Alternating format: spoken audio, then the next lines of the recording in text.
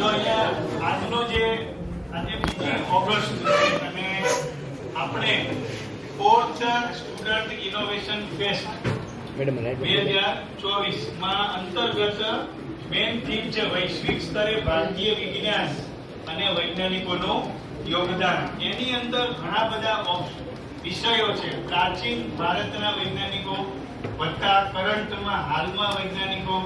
તો આપણું જે વિષય છે ભારતીય વૈજ્ઞાનિકોના જીવન અને પ્રેરણા.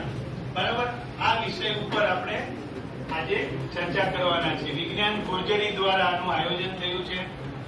હવે અહીંયા સૌપ્રથમ આપણે અહીંયા વાત કરીશું જગદીશચંદ્ર બોઝ. જગદીશચંદ્ર બોઝ જે છે એમનો જે કાર્યકાળ હતો, જીવનનો કાળ, એ 1858 થી 1937 હતો.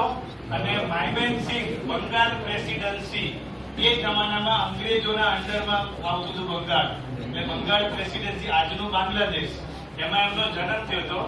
ભૌતિક વિજ્ઞાન સિવાય જગદીશચંદ્ર બોઝને વનસ્પતિ વિજ્ઞાન, જીવ વિજ્ઞાન અને પુરાતત્વનું પણ ઊંડું જ્ઞાન હતું.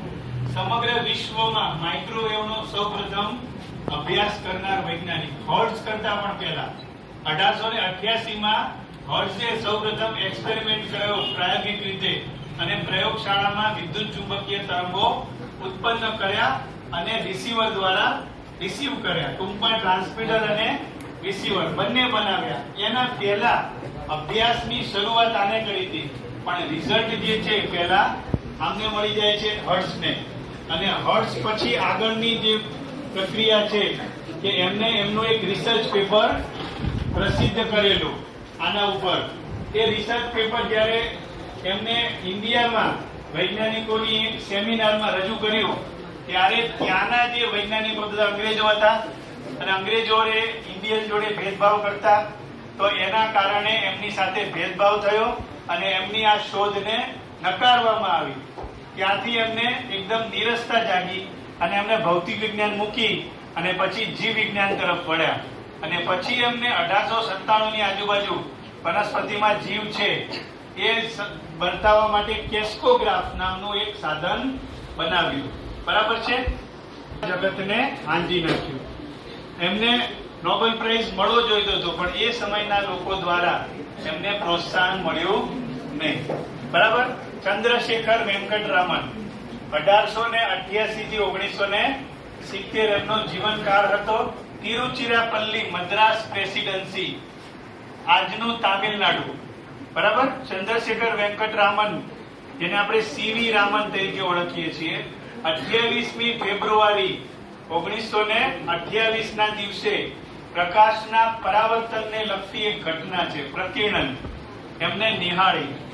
બરાબર. વિદેશથી બોટમાં, જહાજમાં આવી રહ્યા હતા અને જહાજમાં બંગાળના કિનારે જહાજ આવવાની તૈયારીમાં તો એ દરમિયાન એમને અચાનક એ આઈડિયા આવે છે અને એ આઈડિયા ઉપર એક પેપર, આખું રિસર્ચ પેપર લખે છે. અને આ રિસર્ચ પેપર એટલું ફેમસ થઈ ગયું, એટલું એનો પ્રભાવ પડ્યો વિશ્વમાં કે માત્ર 2 વર્ષમાં નોબેલ પ્રાઇઝ મળી જાય છે. વિચાર કરો કે કોઈ પણ વૈજ્ઞાનિકને નોબેલ પ્રાઇઝ મળતા આખી જિંદગી નીકળી જાય છે. યુવાનીમાં શોધ કરે અને ઘડપણમાં નોબેલ પ્રાઇઝ મળે. બરાબર, આવું થતું હોય છે. 90% આવું થાય છે. તો આને 2 વર્ષમાં જ મળી ગયું. તેને એવું તે શું કર્યું? તો એને જે પ્રકીર્ણનની ઘટતી નહીં, એનાથી ઘણું બધું નવું શીખ્યા છીએ. બરાબર છે. 28મી ફેબ્રુઆરીના દિવસે એમને આ શોધ પહેલીવાર એમને ખબર પડી આના વિશે, નિહાળી. એટલા માટે આપણે રાષ્ટ્રીય વિજ્ઞાન દિવસ 28 ફેબ્રુઆરીના દિવસે દર વર્ષે ઉજવવામાં આવે છે. એટલે 28 ફેબ્રુઆરી કોઈનો જન્મદિવસ નથી. બરાબર છે. એ શોધ કરી હતી એટલા માટે. પછી હોમી જહાંગીર બાબા, ડોક્ટર હોમી બાબા, એમને 1909 થી 1966 એમનો જીવનકાળ છે.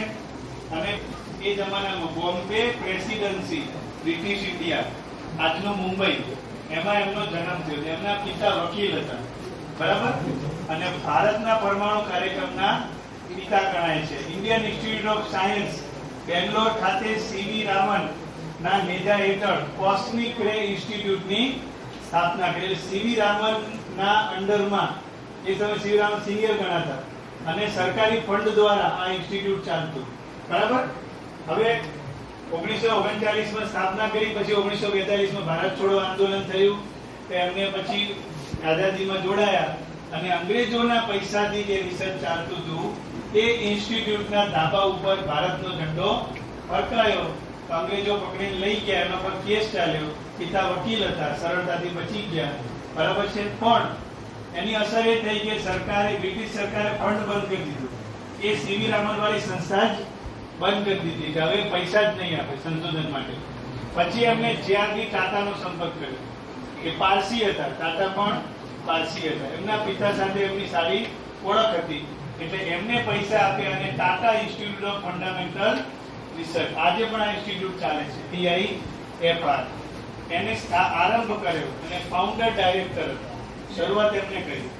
1948 માં એટમિક એનર્જી કમિશન ઓફ ઇન્ડિયાની સ્થાપના કરી અને એ BARC, Bhabha atomic research centre, Trombay, એના ફાઉન્ડિંગ ડાયરેક્ટર હતા, મતલબ કે પહેલા ડાયરેક્ટર જેને શરૂઆત થઈ. 1955 માં જીનીવામાં યોજાયેલ સંયુક્ત રાષ્ટ્રની અણુશક્તિની શાંતિ સભામાં, તમે જાણો છો કે પરમાણુ બોમ્બ જ્યારે ફેંકવામાં આવ્યો જાપાન ઉપર અમેરિકા દ્વારા, ત્યારબાદ વિશ્વમાં એટલો ભય ફેલાયો